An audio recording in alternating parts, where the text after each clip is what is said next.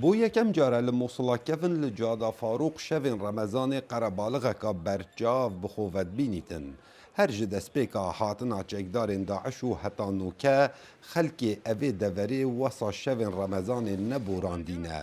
پشتی نویجا عیشا ادادکن دیگل تراویحان اکسر خلک موصلا کفن لجادا فاروق خروت بن.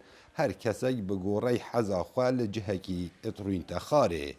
چایخانه و خارنگه و دکان شریناهیان دوکرینه هر وسا جه آرمانجانه حتی دم پاشیو خلک هاتنو چونت کنو صحبت خوش و یادگاری کون بو هفدو ادبیجن.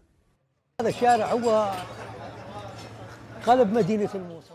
اف جاده دل باجر موسلیه نزیکی جامعه نوریا مزنه لو ما خلق او زور بگن جان دم تراوی حاد کن اکثر قصدا به جادت کن اول چای خانه رو نخاره اف رمضان گلک جیاواسترش رمضان بوری جبرکو گلک خلق وگر یا اثر مالن خو نوکه هاتنو چونک باشه یا او جاده هاتی نبکرن لو ما نوکه خلق که زور هاتنو چونت کن.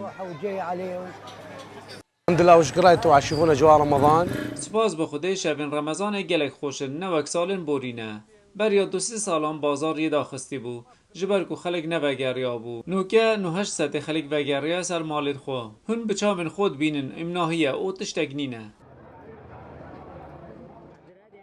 هلبت سالا بوری ریکارن ساخلمی گلک تونتر بون براورد گل افساله جبر بربلاف بونا وایروس کرونای لی خلق چه پیگیری پرنماین ساخلمی ناکنو پرانی آوان بدمام دناوا بازاری دانه. قلت لك هذاك رمضان كورونا. من گوته سالا بوری جبر واروسا کرونای قدغه هاتونو چونه بو کس در نکد نوکه شمی و اکشم و دوشم قدغه هاتونو چونه جبر کرونای باشه روژندی واروسا کرونای نینه هاتونو چون یا آسایه بتنه کرونال دم قدغه هاتونو چونه هیا خلق بیکارن هر دمی درکت دبیج نمه قدغه كورونا هون يعني مثل ما يقولون. سوارت واروسا کرونای نوکه خلق درد کبید او بهیویا خود نوکه المزگفت و جامعان خلق نویجات کن با آنهیا خود خلق همید پاراستی بید.